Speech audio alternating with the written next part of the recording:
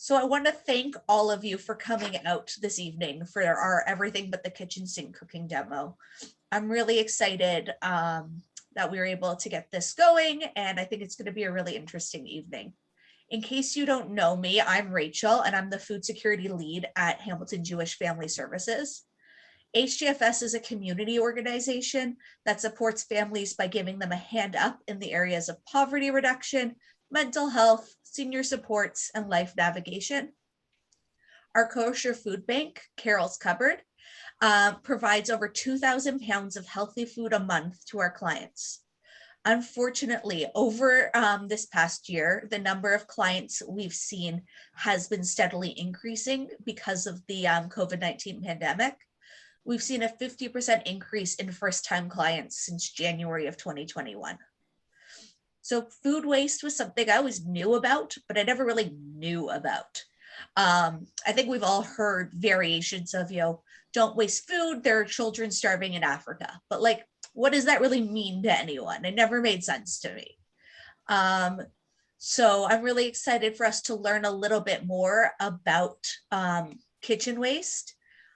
This is something I've been really interested in since being connected with the Second Harvest Food Rescue, a great organization that's done an incredible amount of work researching food waste in Canada and then sharing that information with the world. Harold's Cupboard is lucky that we're supported by Second Harvest Food Rescue and really have been able to learn from them.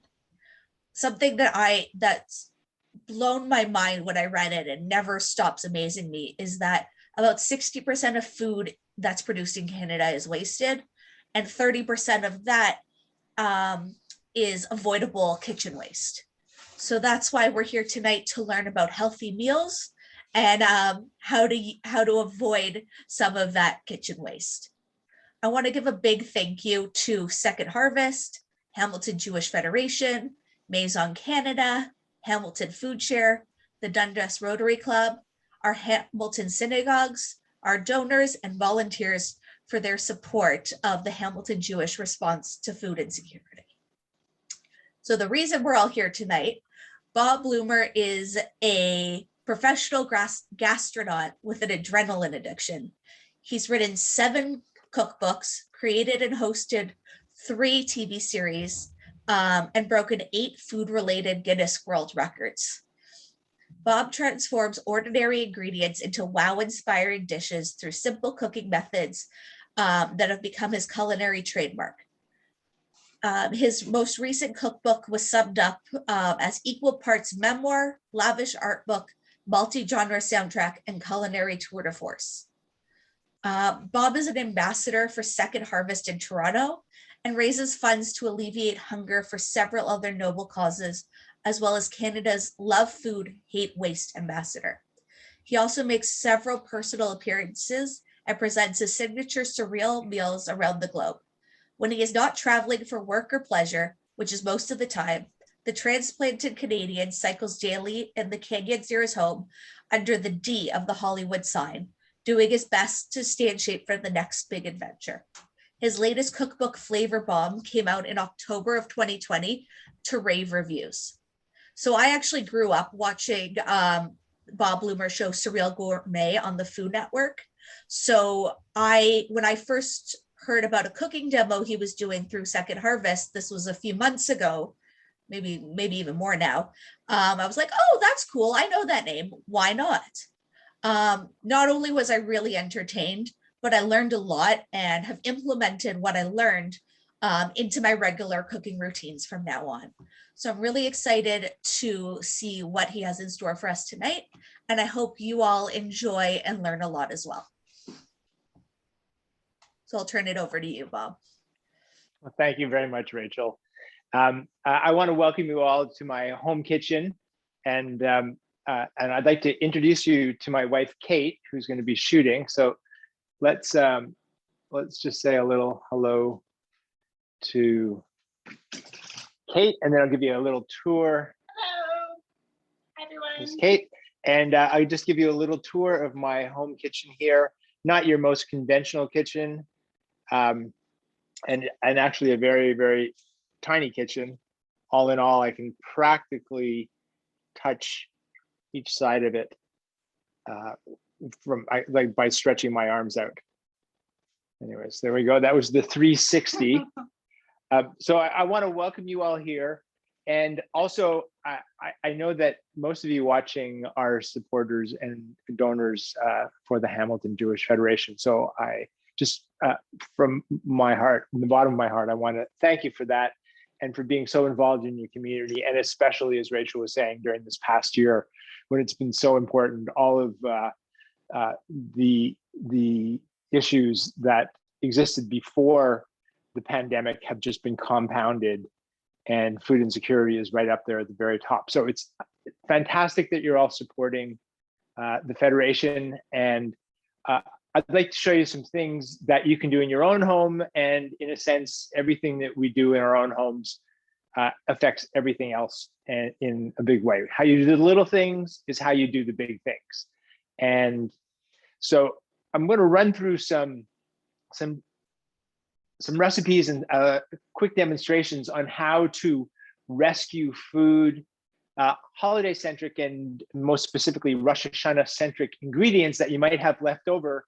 And I want to show you how you can repurpose these. But the point of each of these demonstrations is not to just teach you a specific recipe, but really to show you how virtually every single thing that you might contemplate throwing into the garbage can be repurposed in one way or another. And I just want to take a quick second and recap those statistics that Rachel shared with you. Before we do that, are you spotlighted on, Rachel, on your end? Is Bob spotlighted? It looks okay on our end. Okay, it's just a small screen on our end, but if it looks okay on your end, that's good. Yeah, Great. no, it's clear. It looks good. All right. So generally speaking, of all the food that is produced, somewhere in the neighborhood of 30 to 40% of it is not consumed, that's a huge statistic. Of all the food produced, manufactured or grown on farms, 30 to 40% of it is not consumed. So of that 30 to 40%, and these are general statistics. Everybody has a slightly different version of their statistics, but generally speaking, 2% is lost in the manufacturing, 16% is lost on the farms, either through crops not growing properly, things being plowed under, ugly ingredients, all of that. 40% is lost in the restaurant world, the grocery store world, the food service world, and also, it's not included here, but in transportation and all of that. The remaining 43% is wasted in our homes. So if we take this 57% right here, this 57% is pretty well out of our control. Unless you're a captain of industry and you are able to raise your magic, wave your magic wand and make huge global change, we can't really do much about the 57%. It's a little bit like looking at an emaciated polar bear on an ice floe, and you see it tugs at your heartstrings, but there's very little we can do to save that specific polar bear. Now, on the other hand, this 43% of the food that is wasted in our homes is pretty well 100% in our control. And that means that virtually anything you throw out with a little bit of forward thinking, a little pre-planning, a little bit of diligence, and mindfulness, that 43% can actually be reduced to pretty close to zero. We're never going to reduce it entirely to zero. And you can't beat yourself up if you get invited out to dinner in the middle of the week and you don't get to use up all the groceries that you plan to consume during the week. Every day is a new start, and there's always another opportunity to rescue ingredients. But generally speaking, the mindfulness that you bring to rescuing food in your own kitchen can make a huge impact. And you multiply that times the 20 million households in Canada, and all of a sudden, there's a lot of food that can be rescued. I said 20 million households. It might be 12 million households. In either case, that's a lot of households. All right, Kate's going to go back To my perch. to her perch out front, and we're going to start. So, Rachel, what do you think the number one most popular ingredient is at the Rosh Hashanah dinner table? I would say I would either say the challah or apples and honey. I think those are the two most like well-known, kind of everyone has them kind of things. You're right on, Rachel. So the first recipe I make today is going to be a recipe that uses all the bits of the apples that we don't use. Now, this may be during the holidays. It may just be in general. But if you're eating an apple or you're cutting up an apple for your kids, chances are you're going to have a lot of cores left over. And the core is just like another piece of the apple. Of course, there's the seeds inside, but beyond the seeds, everything else here is edible. But we often, we're cutting up apples and serving them, putting them in a kid's lunch. Whatever we're doing, we're usually not eating the core. So you have a couple of choices. You can, if you're using a lot of apples at your holiday dinner, you can just save all the cores right there. But cores, like so many other things, apple cores freeze beautifully, especially if you're going to repurpose them after and the texture is not so important. So what I have here is a bag full of apple cores and a few other trimmings. And I'm going to take that, dump that into a pot. I'm going to add enough water just to bring it about half an inch over the top of the apples. And actually, before I put it on the burner, I'm going to take a little bit of honey. Now, as Kate has taught me, honey is one of those things in life, one of the very few things in life that never goes bad. As long as you don't put foreign objects that are not clean in your honey jar, it will actually last forever and ever. And ever and ever and ever, in truth. But that's not the point here. We're rescuing apples. We're using a little bit of honey. So I'm going to put that on the heat. And to this, I'm going to add half a cinnamon stick and 1 star anise. Now, if you don't happen to have cinnamon or star anise at home, the apples and the honey are going to get you 3/4 of the way there to where we're going. Where are we going, do you ask? We are making ourselves a fabulous beverage to kickstart the holiday. All right. So we want to let this simmer for about an hour. And after it's simmered, you want to let it cool down. And after it's cooled down, you want to take a strainer or a cheesecloth and now what's happened is, go on. I'm sorry, if you don't have whole spices, could you use powdered? Yeah, you can use powder. Everything that I'm going to talk about tonight is very forgiving. And sure, you can use star anise powder, you can use ground cinnamon, you could use ground nutmeg, any of the spices that would traditionally go with apples. So you just take yourself a spoon. Now, some people like to run this through a cheesecloth so that you don't get any of the sediment. But truthfully, I like a little bit of the apple sediment because it makes the juice just that much richer and has more body, almost more like a cider. So you want to press this through. And if I had a little more time, I would be a little more diligent about pressing out every drop of that, like apple pie. of that juice. Yes. It says it smells like apple pie. I guess you can hear that since Kate is mic'd just like I am. Now, here's where it gets really fun, folks. You take your juice.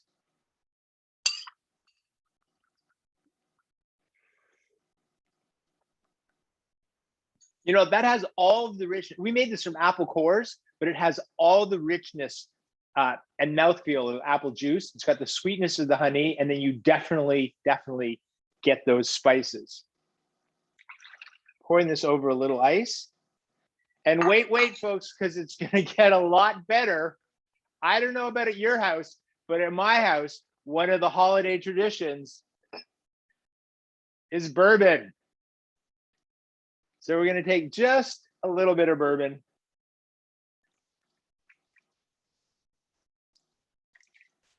Add it to our apple juice.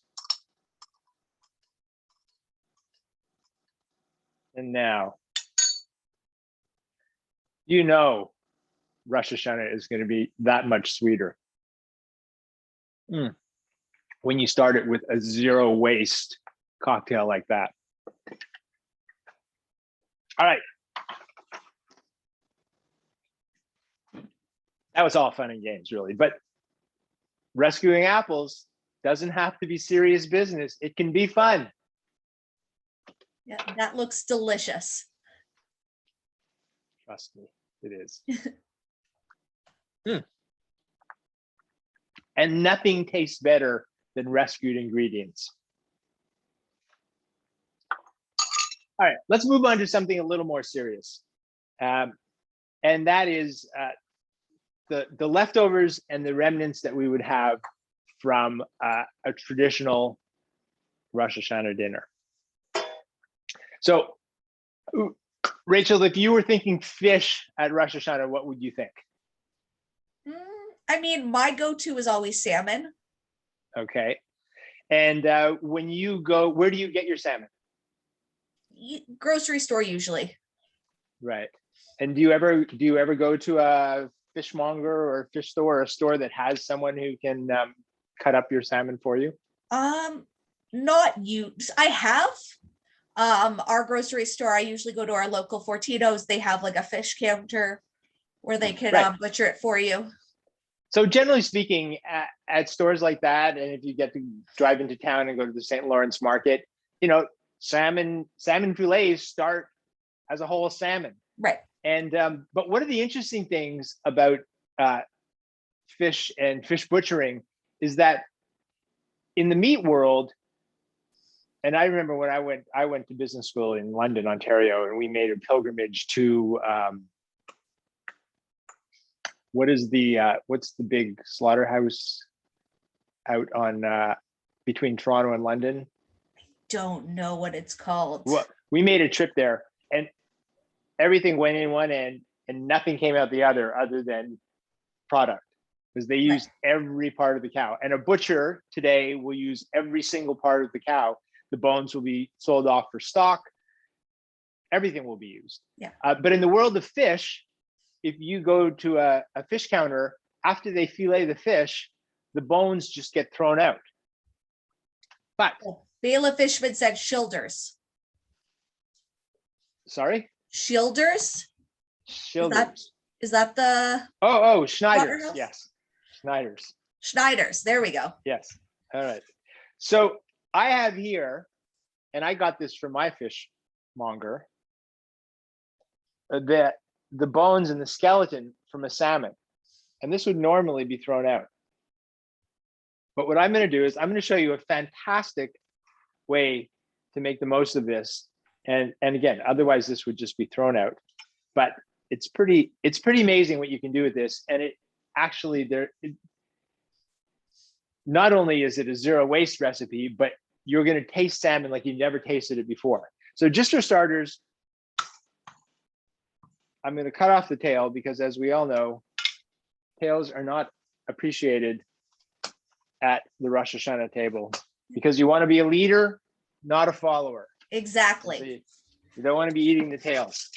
However, what did you ask at your butcher? Like, did you just ask for the? I believe I might have been the first person. Well, some people do make fish stock, but I just went in and said, I'd like a fish spine, please. I said a fish carcass, and Kate corrected me and said it's not the carcass, or it doesn't sound so attractive. But truthfully, it is the carcass. And again, these salmon come in whole, and this is actually it's interesting. But the fishmonger at the store that I go to, he is excellent. Any lesser of a fishmonger would have left more meat on the bone, which I was kind of hoping for.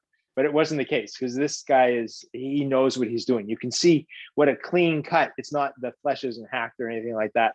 It's a beautiful clean cut, but nonetheless, there's still a lot of flesh. Those are the vertebrae. Yes, these are the vertebrae. You obviously have the bones coming this way. And I'm going to cut this into, can I do this all? Yes, I'm going to cut this into 3.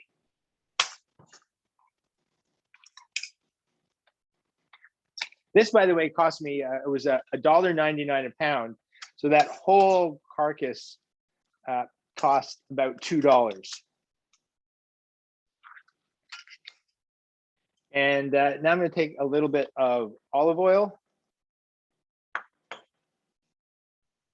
some salt,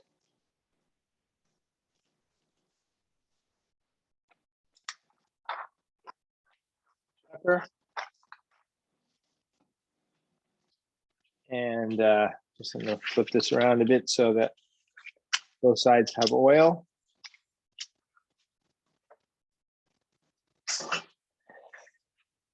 I'm going to drop it into a pan with just a little bit of some parchment paper on it, because that's just going to help save my cleanup time. And I'm going to put this under a broiler for about 8 minutes. Rough time. If you have a grill going, if you're outside grilling, you can just drop this on the grill for about 3 or 4 minutes aside. But failing that, just in the broiler.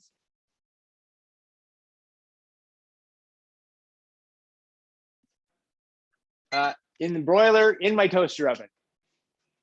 All right, so this is a classic zero waste dinner, light dinner, and we're going to use some of the other classic ingredients that we have left over from ingredients that we're using for traditional dinners.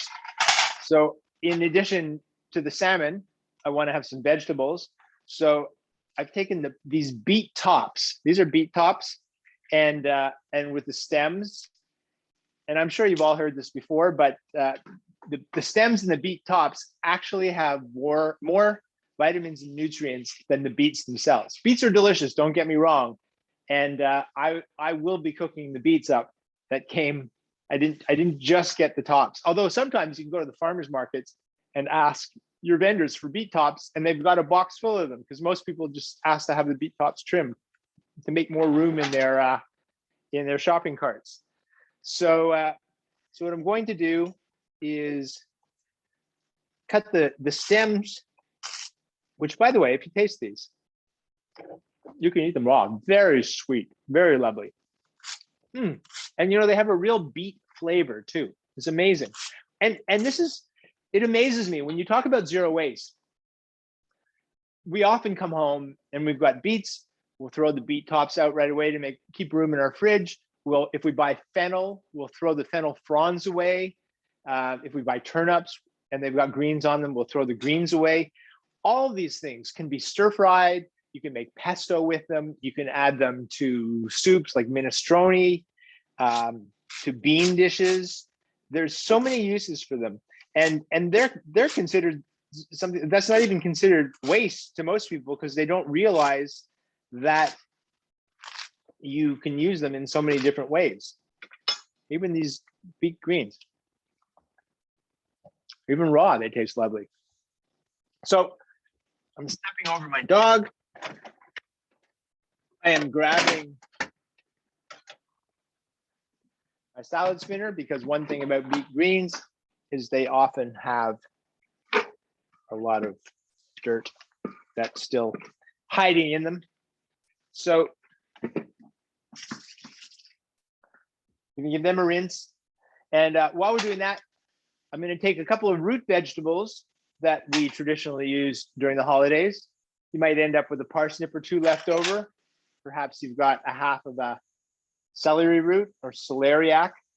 And I want to show you how to use these in a fun way that even your kids will appreciate. But first of all, let's clean up beets.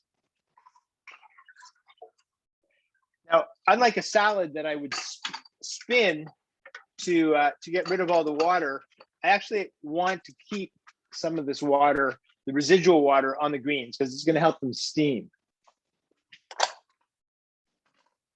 Rachel, if anybody has any questions, they can ask away while I'm doing this. So far, nothing, but just to reiterate, if you do have any questions, feel free to throw them in the chat. Sure. So I've got a pan. I'm adding a little bit of oil, and I have some garlic that I'm going to just smash and chop lightly. I was going to use a shallot, but then I found about a quarter of an onion here in the crevice of my refrigerator. And I thought, you know what a perfect way to use up a little bit of leftover onion.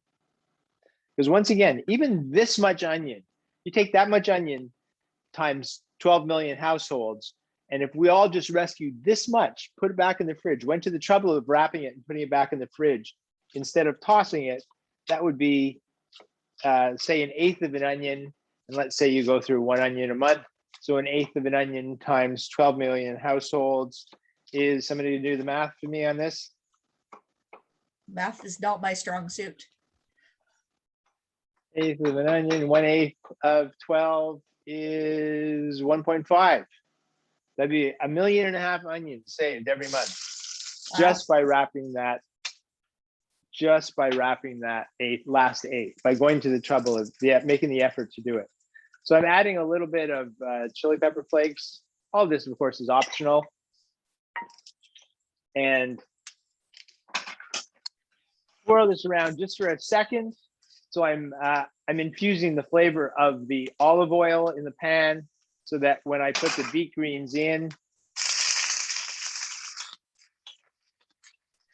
Cindy wants to know if what you think the best way to wrap an onion is so it actually stays fresh. I use just a plastic wrap, or you can use Ziploc bags that you can reuse and reuse, or even heck, you can put it in your jar if you want it to be completely fume-free in your refrigerator. All right, so I'm going to cover this, and while that is happening, let's make some root vegetable fries. So I happen to have 1 parsnip left over because you can't usually buy the parsnips on their own, so you get a package of parsnips. Maybe you were making some kind of roasted vegetable medley. Now you want to take the skin off a parsnip because it's pretty thick, but if I wanted to, I could save this and use it for a vegetable stock. In this case, I'm going to save it for my chickens, and I have a chicken compost here, and I'll be feeding it to my chickens. What are the chicken laws in Hamilton, Rachel? I don't know the laws, but I know quite a few families who have chickens. So Well, let's go with it's okay then. Exactly. All right. So now I'm taking the outer bits off the celeriac, but trying to be as judicious as I can because I don't want to waste any more than I need to. Save this for my chickens. And now we're going to cut some fry shapes out of these. Very simple.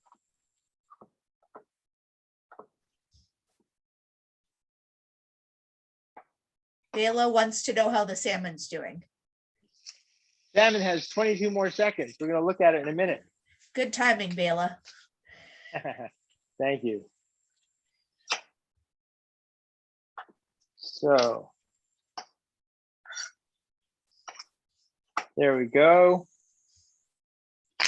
I'll just do 1/2 more of this parsnip. There you go, Bela. Can you hear my timer?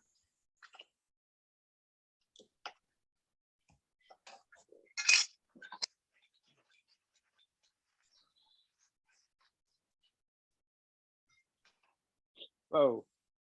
Okay, so parsnips and celeriac.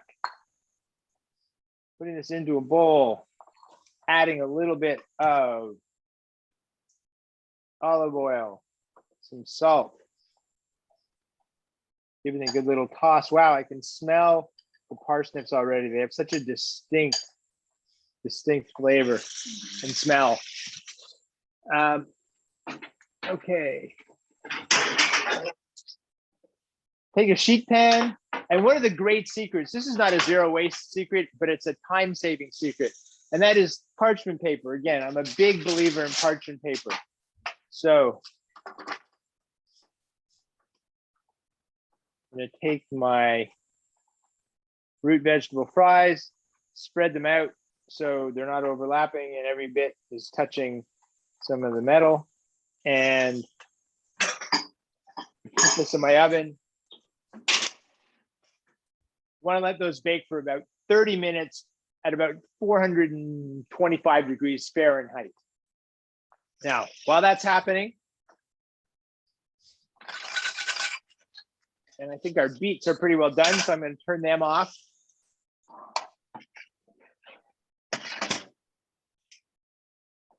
Just take a look at that salmon. Look at that. Look how gorgeous that is. Oh, wow. Now, Uh, we're gonna take this up, as our good friend Emerald would say, we're gonna kick this up a notch. I have a little bit of butter here, and I have some miso. So miso is a Japanese fermented soy product. If you've had miso soup, you've had miso. Miso soup is basically water and miso paste. Now you can get miso paste in a tub at many of the big grocery stores. I'm sure the Loblaws and everybody else has them. I buy this at my farmer's market from a nice little artisanal miso maker. I have some butter, and I'm taking about half of the, whatever amount of butter I have, I'm taking about half that amount of miso. And the butter is at room temperature. And I'm making myself a little miso butter. Miso butter is fantastic. Kate and I use it on so many things in the house, and you can just make a bunch of this and just like cover it up and leave it in the fridge. It'll last for weeks and weeks, if not months and months. And we love to put miso butter on baked sweet potatoes and on corn. But in this case, it's going to be fantastic on this salmon. So I'm just taking a little bit of the butter. So Alan Rams wants to know if any other ideas for the veggie scraps, if you don't have chickens. So like the peels. Sure. Vegetable stock or any kind of stock is the very easiest path of least resistance. Now we're talking about peels and things like that. You know, other parts of the vegetables I would use in soups, in in the soup itself, in salads, and all sorts of things like that. Now Kate, let's just take a look here. Let's zoom in and just see how, if I was to serve this, actually we'll go here. So let's just look at this and look at that. See, that salmon's coming right off the bone. And you know the expression that the meat is always sweeter closest to the bone. Well, that was certainly the case here. And it's so much fun to know that you're eating salmon sweeter than it normally would be because it's so close to the bone. Absolutely nothing wrong with it, save for the fact that that little bit of salmon that I just tasted had the misfortune of living so close to the bone that when the fishmonger went to create his salmon fillets, it was left behind. But for no other reason than that. So let's plate up our zero waste post Rosh Hashanah dinner meal and see how this looks. Let me start with the plate. And Boris was asking a little earlier when you were flipping the beets in the pan, how you do that, because whenever he tries, it ends up on the ceiling. Oh. Boris is one of our HGFS amazing chefs. I'm going to go with practice. But you know what? Here's a really good practice tip. What can we use here? The best thing to use if you want to practice is a bean bag. So you take a bean bag, you take your pan. What do I got? Well, what do I have? Lemon's going to fly around a little too much. What else do I have that would function like a bean bag in this kitchen? Oh, a bag of beans or a bag of rice? Yep. Let's do this.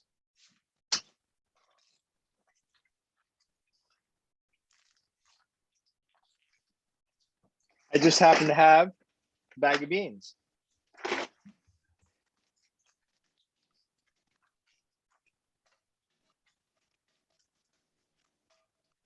So what you want to do to make this work is you're constantly shaking, but at the point that you want to flip it, you shake it back, then you shake it forward, and then just as it gets to this point, you pull it back. So it gets to this point, whoops, and it flips because you catch it in the curve. That's why these pans are designed to do exactly that. Let's see if I can find something else that would, well, let's use a few nuts. Why not? I'm here to answer any questions. And yes, we're here to go nuts. That's exactly what we're here to do. Well, same thing, but I just want to show you that the idea is you take everything back, see, back here, and then you push it forward. And then as it gets to the curvature here, you pull it back. So you're going back and you go, there you go. That's what pistachios. Every single one is ending up in the pan. Wow. How does he do it? Wow. It's no wonder he has 8 Guinness World Records. Do you have a preference between stainless steel and nonstick frying pans? I used to have all nonstick, and then Kate moved in, and she's not a big fan of Teflon. So then I started using stainless steel, and we also use a lot of cast iron. And the truth is, even the best Teflon pans or nonstick pans will, not even over time, but fairly quickly, they will get scratched up, even if you're doing your best to use rubber spatulas and all that. Whereas a well-kept cast iron pan will last not only your lifetime, but your children's lifetime and your children's lifetime. It is virtually impossible to damage a cast iron pan. And the truth is, it's almost impossible to damage a steel pan as well. From time to time, I have one nonstick, and I use it just for it's my scrambled egg pan, and I use it just on rare occasions when I want my scrambled eggs to be perfectly yellow and not get any browning on them. But other than that, I'm all about the steel and especially the cast iron. And cast iron you can buy at garage sales, you know. And here's a trick with cast iron: you just use them all the time. Should I tell my cast iron story again? Okay, so here's my cast iron story. By the way, I have no meter here, so if you guys aren't in a hurry, I have all night long. All right. And I also have a fabulous cocktail, which makes it so much easier to spend the whole night with you.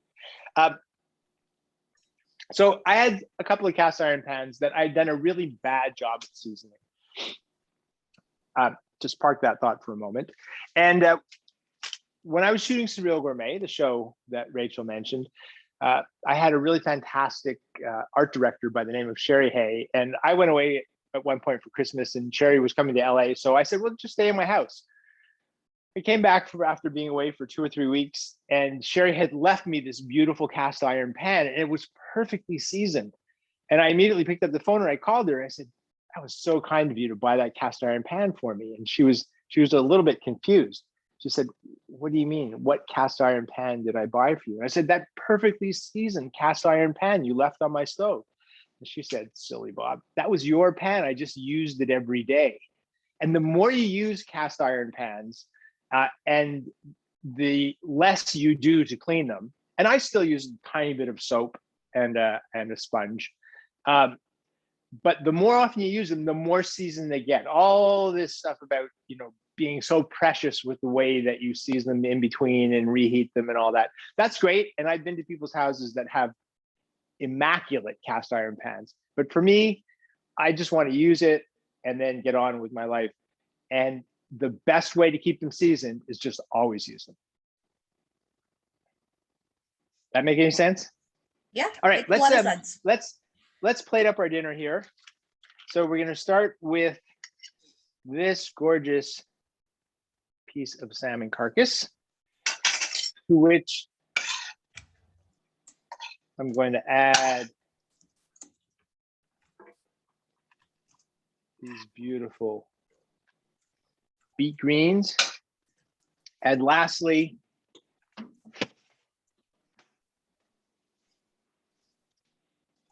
I've got these fantastic parsnip and celeriac fries. Look how nicely they browned up. They're lovely and crispy and gorgeous. And this entire dinner has basically risen from the ashes of a Rosh Hashanah dinner. Now, once again, as much as I'm trying to show you how to use these particular ingredients, the point is that every single thing that you have that you might consider throwing out, from a fish carcass to beet greens to that last half of a celeriac or your one remaining parsnip, can all be repurposed into delicious dinners.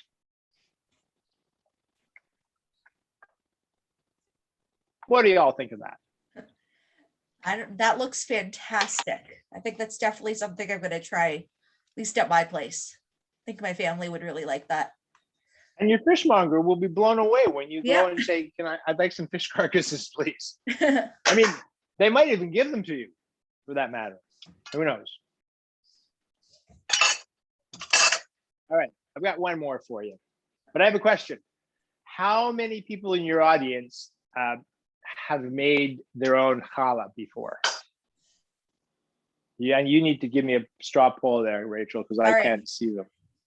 Everyone, if you just want to throw it out into the chat box, have you made your own challah before? How often? Yes or no?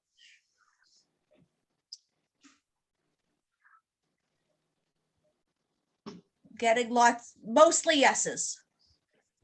Fantastic.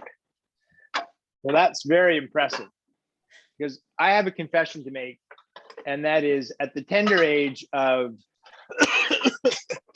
I had never made challah before.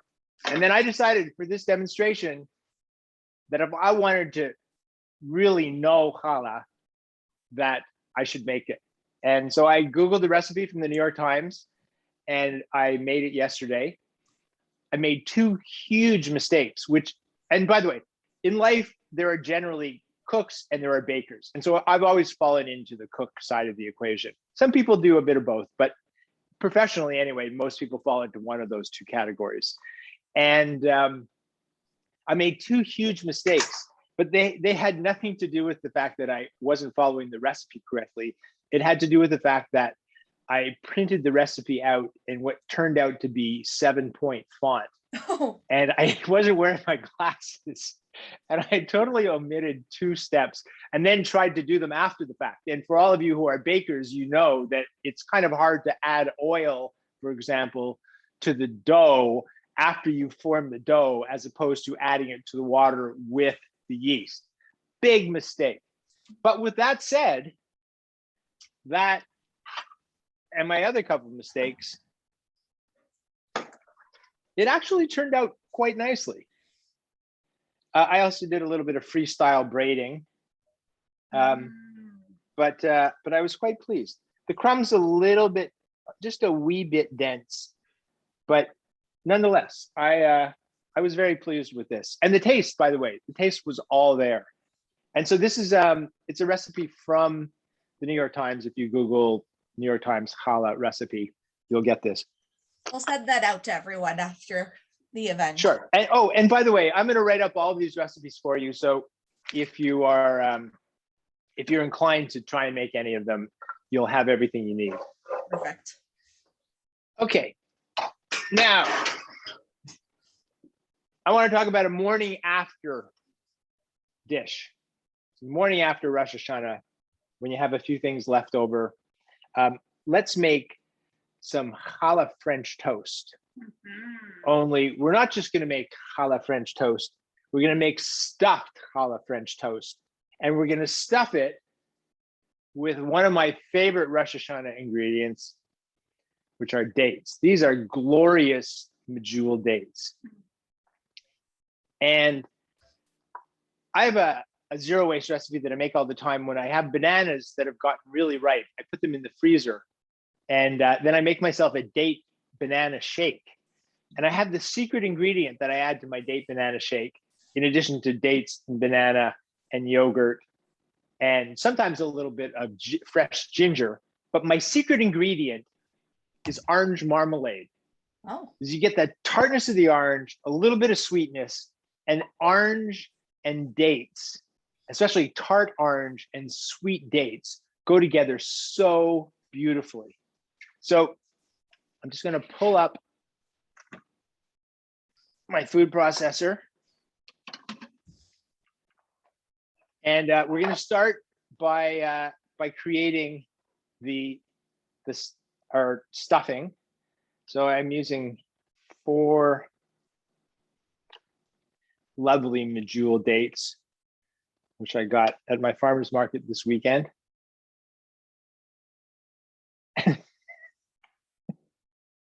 So I go to the farmer's market and I'm buying some dates, and the woman says, the beautiful thing about farmers markets, especially here in Los Angeles, but anywhere, is that you go to a stall, and whereas if you're in the grocery store looking for dates, there's one kind of dates. If you go to a avocado stall here in Los Angeles, you'll find 6 kinds of avocados. If you go to a potato stall, they'll have 6 kinds of potatoes. And if you go to a date stall, they have 6 kinds of dates. And the medjools are always, they're the Cadillac of dates. And normally we buy different dates because they're A, less expensive, and B, they have very different flavors, and it's nice to sort of mix it up. But I said that I needed some medjool dates, and the woman was sort of questioning why I needed them. And so I was trying to explain that, well, I said it's a long story, don't worry about it, I just need some medjool dates. And then she insisted on hearing why I needed medjool dates. And then I said, well, I'm doing a demo for my friends in Hamilton, Canada. And she thought somehow that I had to send the dates to Canada. And she said, oh, no, I can send them for you. Anyways, every time I tried to explain why I just needed the medjools, she had a reason why she could somehow, the story's really not going anywhere as a kid. It's okay, she's very passionate about dates. You had to be there. She was passionate about dates, and I'm passionate about dates. And this woman was practically willing to put the dates in her suitcase and fly them up to all of you in Hamilton. She would have done that had I asked with you, I think. That's the beauty of going to a farmer's market. Exactly. Okay. So where are we here? A spoon. Here's a super cool thing that happens. And I just imagine this recipe in my brain, and then I tested it a few days ago. And so I'm adding about almost equal parts, maybe I'd say 2/3 marmalade to 1 part date, 4 dates and a couple heaping tablespoons of marmalade. But what happens is, as it blends, they aerate and lighten up in color. And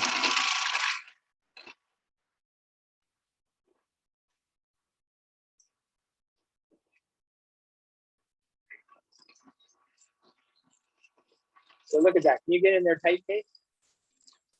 I guess it's hard to see because this is, yeah, I'll bring it.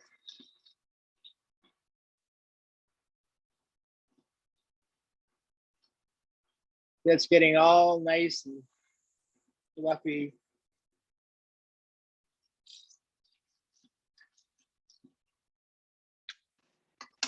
And the best part of that is that it's going to spread really well. So let's start by taking a couple of eggs and some milk and beating that up, and then we're going to put the challah in there in a minute. But this leads me to something, another discussion about eggs. So sometimes you're cooking with eggs and you're only using the egg yolks. Sometimes you're just using the egg whites. And so you have leftover egg yolks or egg whites. Sometimes you're going to a cottage and you've got a full fridge and you've got eggs and there's an expiry date on them and it says the eggs are going to expire before you get back home or you're on vacation or whatever. There are lots of things you can do to rescue eggs.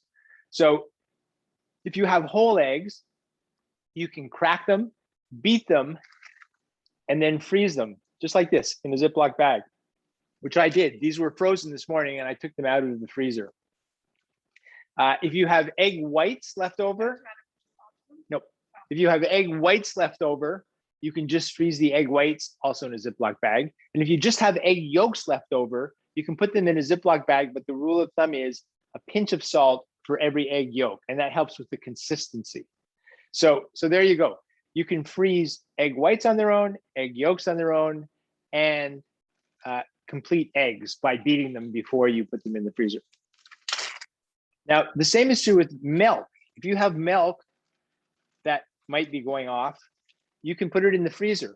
And sometimes we don't drink much milk in the house, but if I buy milk for something and I don't use it all up, I'll put it in a small jar like this and put it in the freezer. And I took this out of the freezer this morning.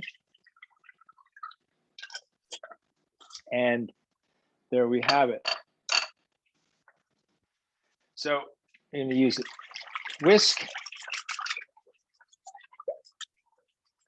up my eggs, which are already beaten anyway. And now I'm going to, yes. So we had a quick question. Lila Strub wanted to know who's in charge of cleanup in your house. Is it you or Kate?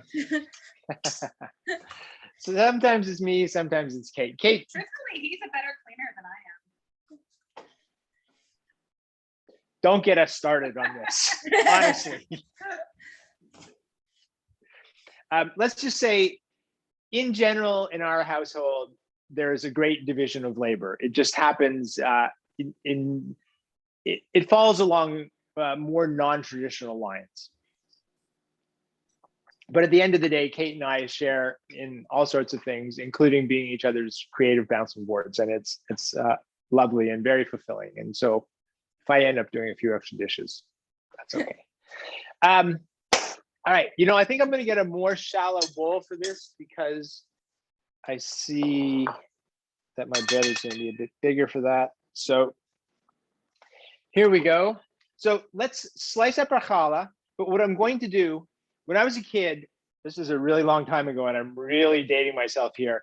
I used to go to the Montreal Forum, and at the Montreal Forum, they sold hot dogs, and they pressed their own hot dog buns. I don't know, is there anybody in your audience who would have been in Montreal, would have grown up in Montreal and would remember that?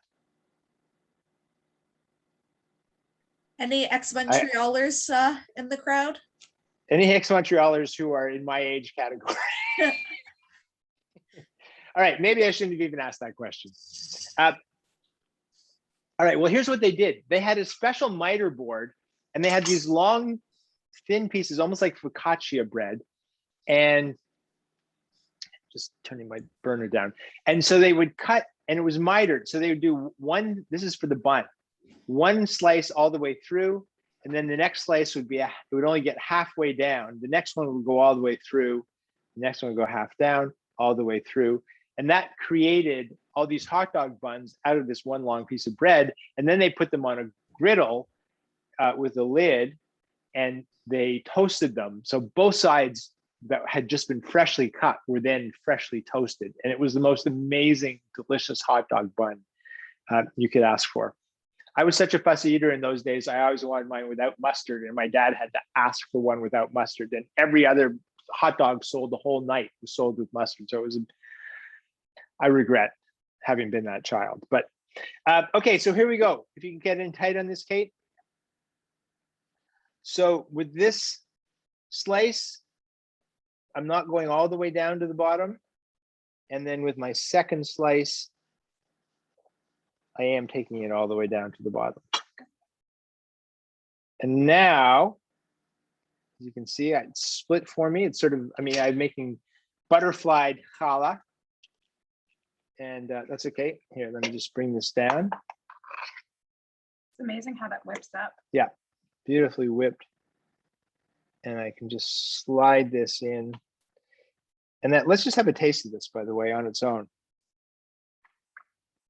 Oh, the sweetness of the medjool date and that tartness of the orange marmalade, that is a perfect combination. And just imagine how that's going to be with our French toast. You could just use that as a general spread for everything. Yes, that would go on just about anything, including toast for that matter. All right, so this is one well stuffed. And by the way, my next door neighbor saw the my Instagram post and said that the challah looked delicious, and I told him he could come and get this as soon as we finished it. So we're going to share that with our neighbor as a way of keeping the neighbors happy. So see what I'm doing here? I'm pressing down. I want to absorb as much of this egg You're pressing pretty hard.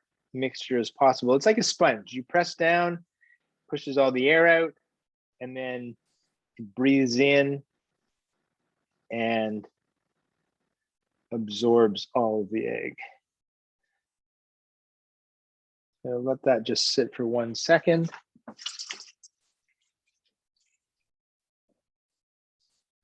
By the way, if you're not making date and orange marmalade challah French toast, sorry, that was a bit of a mouthful. You could also make, it'd be fantastic for a bread pudding. And if you're baking challah and you have any left over, it makes fantastic buns. So you could make, just make small challah buns. Now, of course, you wouldn't want, you couldn't put your hamburger in there, but you could put a chicken burger or a bean burger or anything else that worked. And I say, of course, you couldn't put your hamburger in because you have the eggs.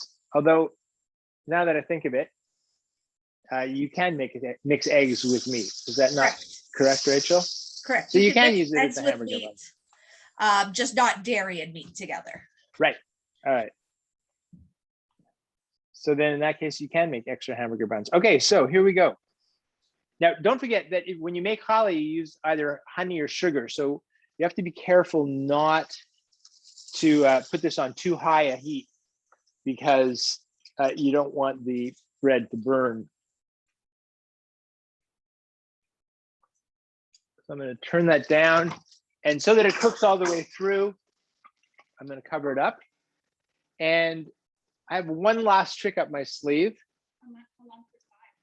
We're going to watch it and see. I think about 3 to 4 minutes aside. And by the way, the rest of this scrambled egg is going to be, I'm going to scramble this up after and feed it to our dog who loves scrambled eggs. Now, one last trick up my sleeve, and that is I'm going to make a pomegranate maple syrup. So if you have pomegranates that you've served at dinner and you have, say, a quarter of a pomegranate left like this, pop the seeds out. Now, of course, pomegranates have that beautiful bitter sweetness, a little bit like the marmalade. And so the combination of the pomegranate seeds and our favorite Canadian product, maple syrup, is going to give you a beautiful, sweet and savory syrup to top our challah French toast with. I just want to let that get to the point where it starts to bubble up, and then you want to cut the heat back because otherwise it will boil over. This would be a great time if anybody has any questions, Rachel. Does anyone have any questions? Any comments they want to throw out? I could just sit here and drink my cocktail, eat my salmon. I know I always have pomegranates or something I have a hard time getting rid of. So that pomegranate syrup looks really good. You know what else? Pomegranates are fantastic in salads. And and especially in salads like rice salads or well, green salads for sure, but rice salads, they're amazing. And they give you that, just that nice pop and that little burst of acidity. And again, as you see, pretty well everything you have that you would throw out, there's a way to use it. If you're a little bit frugal and a little bit creative, as most Canadians are, there's always something to do with your leftovers. And if you need any more inspiration or motivation, imagine that there's a surveillance camera in the corner of your kitchen. And every time you go to throw out that last little eighth of an onion because you're too busy and you're cleaning up and you're in a hurry, and it's just a lot easier to throw it out than to wrap it up and put it in the fridge and think of something to do with it. So imagine you've got a surveillance camera, and every time you go to throw it out, imagine that your friends and your family and everybody else in the world sees you throwing that out, including people who are dealing with food insecurity, including people who are halfway around the world who don't throw out anything, because truthfully, in North America, I think we are the worst offenders when it comes to the amount of food waste we have in our homes. And so if you knew that people were watching as you were throwing things out, you might just be a little bit more mindful. So it's a good trick to play with yourself. So we did get a couple of questions. Claretta wanted to know how strict you are with expiry dates. That's a great question. And you know what? Expiry dates is really an umbrella term, because there's use by dates, there's best by dates, there's don't even think of eating this past this dates. And the truth is, according to my friends at Second Harvest, there are only 5 ingredients or 5 products that really have to be consumed by the date on the package. 2 of those are baby formula and nutritional supplements, dietary supplements like juices. Sorry. Ensure. Yeah, products like that you almost you supplement your diet with a glass of that. By the way, here's our maple syrup is bubbling. It's being infused with these pomegranate seeds, the flavor of the pomegranate seeds, and that's looking beautiful. So what are the other 3? The point is not what the other 3 that I can't remember are. The point is that there's really only 5, and they're mostly obscure, not things that you're using. When you've got tins of tuna fish, or you've got milk, or you've got cream cheese, or anything, if it's got an expiry date on it, that really is not an expiry date, it's a best before date. And that's the manufacturer's suggestion of when it's best. And also, by the way, the manufacturers are in the business of selling you products. So they're going to be happy when you throw it out and buy some more. In our house, Kate says, Bob, will you taste this? Yeah, exactly.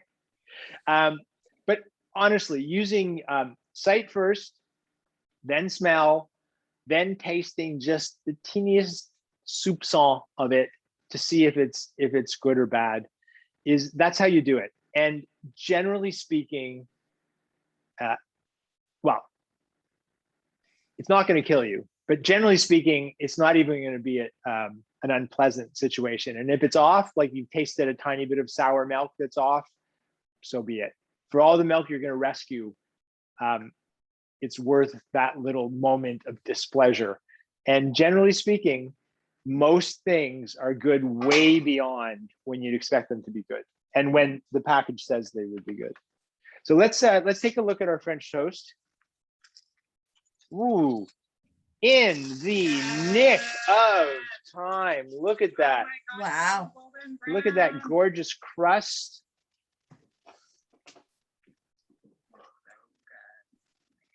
Wow. Diane wants to know if you can freeze leftover onions. Yes, you can. So here's something that happens. There are a lot of things you can freeze. For example, you can freeze tomatoes. Now, if you freeze a tomato like this, when you take it out of the freezer and it's thawed, it's not going to have the same texture, but you could put it in a minestrone soup. You could make a tomato sauce from it. You can do lots of things. So there are lots of things like tomatoes, like onions, that the texture will change, but the flavor won't. So if a lot of my friends will freeze all of their leftover cuttings, and they'll also freeze their remaining rotisserie chicken bones and carcasses. And then when they have enough, say 3 or 4 rotisserie carcasses and a couple of bags of vegetable cuttings and onions and maybe carrot peels and things like that, they'll make chicken stock. And then they'll boil down their chicken stock and put that in jars and put that in the freezer, which, by the way, takes up a lot less room. I just did that just a couple of days ago, just to make room in my freezer. I made a stock with everything I had waiting in my freezer, and then I had lots of room left after the fact, even after I put my stock in. But so the answer is yes, and the only thing you have to concern yourself with is the texture, so you mostly just can't serve it in its original form. Okay. And who we had? I would just like to take a moment Yep. and say how great this cocktail is. This cocktail, born out of apple cores, is, now in fairness, not many of us have a lot of leftover bourbon, but the main ingredient here, the apple cores, has turned this beverage into something extra special. And I highly encourage you all to start your Rosh Hashanah with a cocktail like this. I know in my house we have a lot of just leftover half-eaten apples. So right. what I can't convince my husband to eat, I am now gonna make apple juice with. There you go. Susan, yeah, as I said, the apples will freeze beautifully as well. Susan says she loves your shows and wants to know if there's anything new in production. Oh, from your mouth to God's ears. I was just up in Prince George, British Columbia, where I was cast, inexplicably, I was cast to play a character loosely based on myself in a food-centric indie rom-com that will come out sometime next year. So it's the first time I've ever acted in a movie, even though I was acting as someone like myself, which doesn't really count as acting, but I'll take the credit nonetheless. All right, Susan, so you can keep an eye out for that. All right, well, I think we're just about ready to plate up our French toast. Let's just look at the bottom side. Ooh, equally as beautiful. French toast cam coming in. French toast cam coming in. Oh, yes. Look at that. Now, let's take this French toast. Let's cut it on the bias. And we've got, see, it's cooked all the way through. We've got that gorgeous stuffing. That is enough for any one person, but I'm going to serve this for myself and for Kate and for our next door neighbor. And now I'm going to take my pomegranate maple syrup.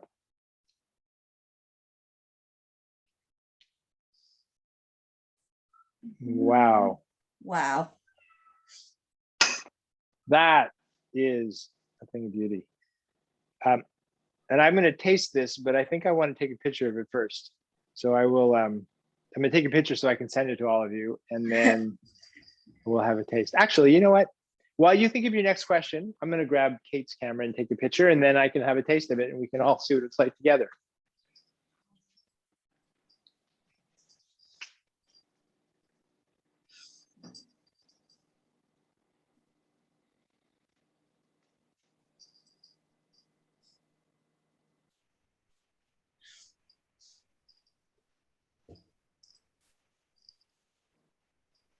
Wow, Zowie. That is a thing of beauty. All right, let's have a taste together.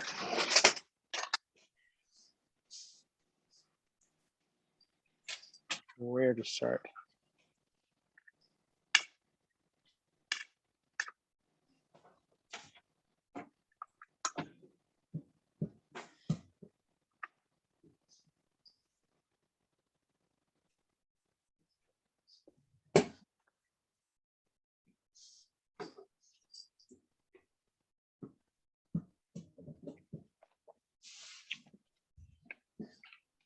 That's so good. I think you could almost eat it for dinner.